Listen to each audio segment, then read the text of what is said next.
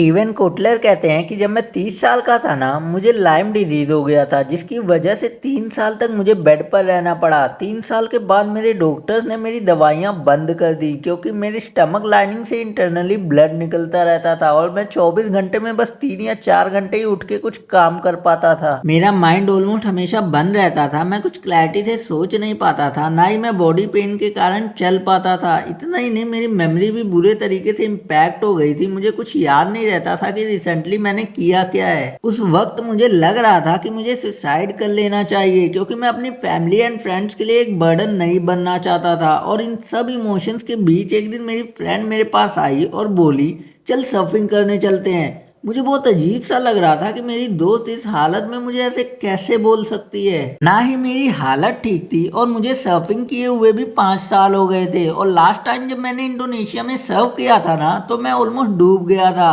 पर फिर मैंने फाइनली डिसाइड किया कि मैं चल ही पड़ता हूँ। मेरी लाइफ तो पहले से ही खराब है, अब इससे बुरा क्या ही हो सकता था। वहां पर मुझे मेरी फैमिली लेकर गई और मुझे एक बड़ा बोर्ड दे दिया। जिन्हें नहीं पता कि जितना बड़ा बोर्ड होता है उतना आसान हो जाता है ओशियन में सर्फ करना। तो अब जब मैं बोर्ड के ऊपर था तो एक वेव आई और मुझे नहीं पता कि उस वक्त क्या हुआ। मेरी मसल मेमोरी ने काम किया या क्या, मैं उस वेव को राइड करते ही मानो दूसरे डायमेंशन में चला गया। मैं बहुत एक्टिव हो गया, पूरी तरह से फोकस्ड, मेरा माइंड क्लियरली काम कर रहा था। मैं ऐसा फील कर रहा था जो मैंने पिछले 3 सालों में फील नहीं किया था। मुझे लग रहा था कि जैसे टाइम स्लो हो गया हो और आज मैं पहली बार जिंदा फील कर रहा था। इसके बाद मैंने 4 और वेव्स को राइड किया और मुझे वापस घर ले जाया गया, जहां मैं 15 दिनों तक दोबारा से बेड पर पड़ा रहा। 15 दिनों के बाद मैं दोबारा ओशियन में गया और मैंने दोबारा से सर्फिंग करी और दोबारा से मुझे वही ग्रेट फीलिंग आई जो पहले आई थी। तो इन सब एक्सपीरियंसेस के बाद सबसे पहले तो मेरे दिमाग में आया कि ये चल क्या रहा है, क्योंकि ओशियन सर्फिंग मेरी बीमारी का क्योर नहीं था। स्टीवन कहते हैं कि मैं एक साइंस राइटर हूँ और मैं किसी जादुई शक्ति को नहीं मानता, इसलिए मैं इन टॉपिक्स पर रिसर्च करना स्टार्ट कर दिया। और फिर ऑथर ने इस बात पर बहुत सर्च करी और उन्हें पता चला कि माइंड का अल्ट्रा कंसंट्रेशन स्टेट में जाना और अपने काम में अल्टीमेट खुशी महसूस करना, इसे फ्लो स्टेट कहते हैं। फ्लो स्टेट वो स्टेट है जब हम अपने काम में इतने इमर्ज हो जाते हैं कि हम और हमारा काम एक ही बन जाता है। फ्लो स्टेट में टाइम स्लो हो जाता है और हम एक खुशी महसूस कर रहे होते हैं। तो इससे हमारे मन में भी ये सवाल आता है कि फ्लो स्टेट में जाएं तो जाएं कैसे। तो फ्लो स्टेट में जाने के लिए 4 स्टेप्स का प्रोसेस है। सबसे पहला स्टेप आता है स्ट्रगल।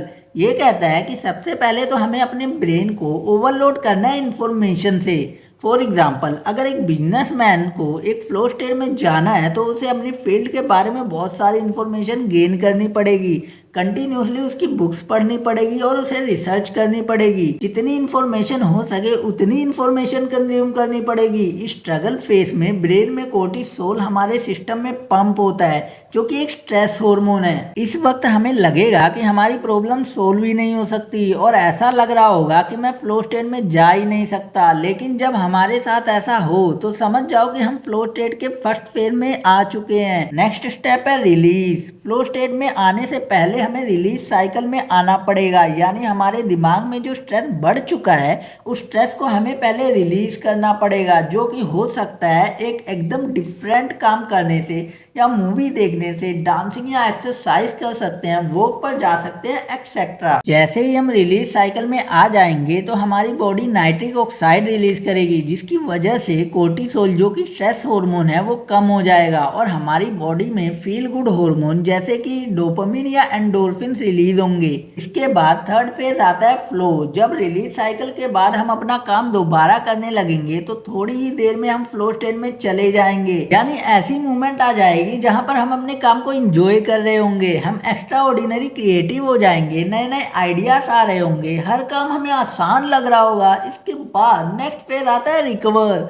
हमें दोबारा अपनी बॉडी को रिकवर करना है ताकि अगली बार दोबारा हम फ्लो स्टेट में जा सकें। यह फेज दोबारा से स्ट्रगल फेज की तरफ फील करेगा। इस फेज में अगेन हमें काम से दूर जाना है, जिसकी वजह से हमारी शॉर्ट टर्म मेमोरी में जो डेटा है वो लॉन्ग टर्म मेमोरी में शिफ्ट हो जाएगा। इस प्रोसेस में काफी एनर्जी कंज्यूम होती है, इसलिए अच्छी डाइट लेना बहुत जरूरी है।